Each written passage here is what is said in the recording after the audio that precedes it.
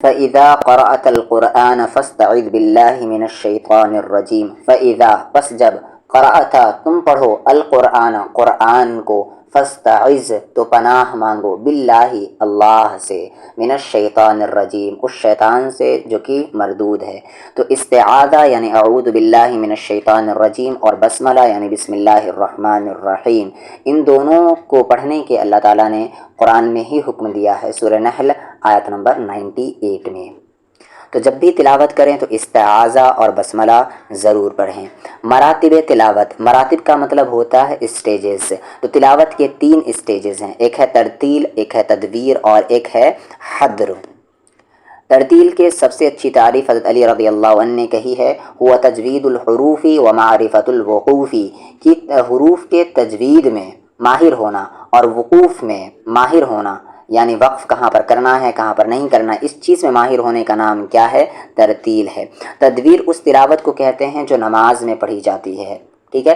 ترتیل ایسے محفل میں فنکشن میں جو پڑھا جاتا ہے اسے ہم ترتیل کہتے ہیں، اور تدویر جو نماز میں قرات کی جاتی ہے اسے ہم تدویر کہتے ہیں. اور حدر ویسی تلاوت کو کہتے ہیں جو ترتیل اور تدویر ان دونوں کے مقابلے میں تھوڑی تیز ہوتی ہے. جیسے یہ حدر یہ تراویح کی نماز میں پڑھی جاتی ہے. چاہے ہم ترتیل سے پڑھیں، چاہے تدویر کریں، چاہے حدر کریں، کسی میں بھی ہم تجوید کے رول کو بریک نہیں کر سکتے. لیکن دارالعلوم دیوبند کے مطابق ترتیل کسے کہتے ہیں؟ مخارج و صفات، مخارج مخرج کی پلورل ہے، یعنی کس حرف کو کس طریقے سے پڑھنا ہے، صفات یعنی غنہ اخفا یہ ساری چیزیں، مخارج اور صفات کی رعایت رکھتے ہوئے یعنی اس کے لحاظ رکھتے ہوئے، مخارج اور صفات کی لحاظ رکھتے ہوئے اچھی آواز کے ساتھ ٹھہر ٹھہر کر پڑھنے کو ہم کیا کہتے ہیں؟ ترتیل کہتے ہیں. اور ترتیل سے بھی زیادہ اطمینان سے ٹھہر کر پڑھنا، جیسا کہ جلسوں میں تلاوت ہوتا ہے یا فنکشن میں، تو اسے ہم تحقیق کہتے ہیں. قواعد تجوید کی رعایت رکھتے ہوئے یعنی تجوید کے جتنے بھی رول ہیں اس کو کیا کرتے، اس کا لحاظ رکھتے ہوئے قرآن کو تھوڑا اسپیڈ سے پڑھنا حدر کہلاتا ہے، جیسا کہ تراویح کی نماز میں ہوتا ہے. اور تدویر ترتیل اور حدر ان دونوں کے درمیان کی جو اسپیڈ ہوتی ہے اسے ہم کہتے ہیں تدویر. تو مراتب تلاوت 3 بھی ہیں اور 4 بھی ہیں. تو بیسیکلی جو ہمارا ٹاپک ہے وہ ہے استعاذہ اور بسملہ، کہ کہاں پر پڑھنا ہے اور کہاں پر نہیں پڑھنا ہے. تو اس کی 3 صورتیں آتی ہے، آغاز صورت سے تلاوت اور درمیان صورت سے تلاوت اور ہے دوران تلاوت صورت کی ابتدا ہو.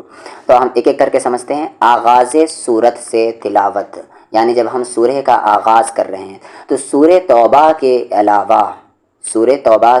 علاوہ کسی اور صورت سے آغاز ہو تو استعاذہ اور بسملہ دونوں ضروری ہے.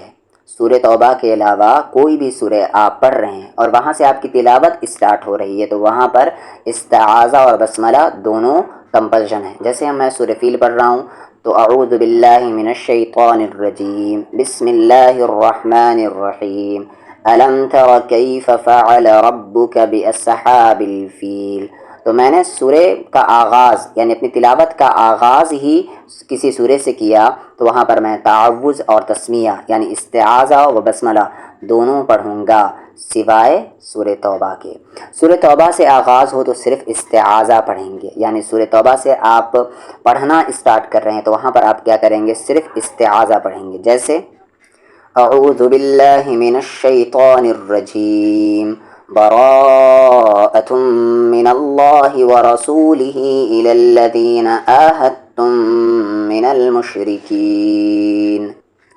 اور جو دوسری سچویشن ہے کہ درمیان سورت سے تلاوت یعنی آپ کی تلاوت کا آغاز سورہ کے درمیان سے ہو رہا ہے، یعنی وہاں سے سورہ اسٹارٹ نہیں ہو رہا ہے. آپ تلاوت جہاں سے اسٹارٹ کر رہے ہیں وہاں پر کوئی نیا سورہ اسٹارٹ نہیں ہو رہا ہے بلکہ آپ سورہ کے درمیان سے اپنی تلاوت اسٹارٹ کر رہے ہیں تو وہاں پر کیا ہوگا؟ استعاذہ ضروری ہوگا. اور بسملہ میں اختیار ہے آپ کو کہ آپ پڑھیں یا نہ پڑھیں. استعاذہ وہاں پر کمپلشن ہے کہ اگر آپ سورہ کے درمیان سے اپنی تلاوت اسٹارٹ کر رہے ہیں. اگزامپل کے طور پر میں سورہ فیل کی آیت نمبر 3 سے اسٹارٹ کر رہا ہوں تو صرف میں استعاذہ پڑھوں گا اعوذ باللہ من الشیطان الرجیم وارسل علیہم طیرا ابابیل. اور یہاں بسملہ بھی میں پڑھ سکتا ہوں کیونکہ اس میں اختیار ہے. اور تیسری صورت بنتی ہے دوران تلاوت صورت کی ابتدا، یعنی میں تلاوت کر رہا ہوں اور وہاں پر ایک نئی سورہ کیا ہو جا رہا ہے، اسٹارٹ ہو جا رہا ہے، تو وہاں پر مجھے کیا کرنا ہے؟ تو اس کی دو سچویشن ہے۔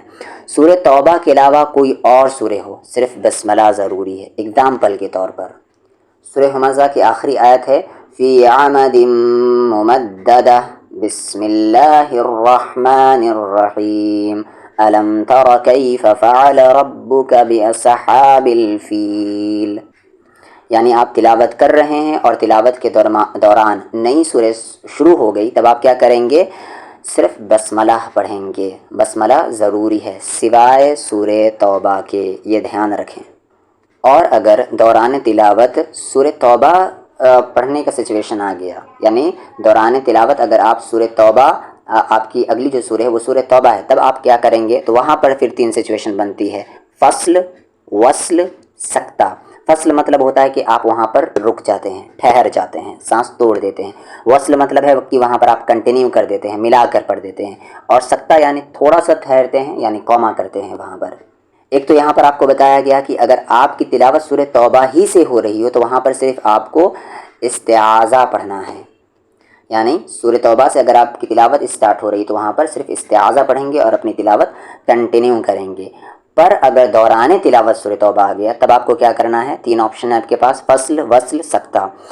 پہلا فصل، یعنی میں وہاں پر ٹھہر کر پڑھتا ہوں، تو کیسے پڑھوں گا؟ سورہ انفال کی آخری آیت ہے، آخری آیت کا لاسٹ فریز ان اللہ بکل شیء علیم براءۃ من اللہ ورسولہ الی الذین عاہدتم من المشرکین۔ تو پہلا طریقہ یہ ہوا، یعنی یہ فصل ہوا۔ اب وصل، ان اللہ بکل شیء علیم براءۃ من اللہ ورسولہ الی الذین عاہدتم من المشرکین، یہ ہوا وصل۔ اور یہاں پر علیمم میں نے کیوں پڑھا؟ کیونکہ تنوین کے بعد با آ رہا ہے تو وہاں پر اقلاب کا رول فال کر جا رہا ہے۔ اور جو تیسرا آپشن ہے وہ ہے سکتہ۔ کیسے پڑھ سکتے ہیں آپ؟ ان اللہ بکل شیء علیم براءۃ من اللہ ورسولہ، تو کنٹینیو کر سکتے ہیں اس طرح سے۔ تو فصل مطلب ہوتا ہے کہ رک جانا، وصل مطلب ہوتا ہے ملا کر پڑھ دینا، اور سکتہ مطلب ہوتا ہے تھوڑا سا رکنا پر سانس نہ ٹوٹنا۔ یہ تھا استعاذہ اور بسملہ کے سارے قواعد، جو کہ اس سے پہلے بھی ویڈیو میں آ چکی ہیں، بس یہاں پر میں نے اس کو چارٹ کے ذریعے سمجھایا ہے۔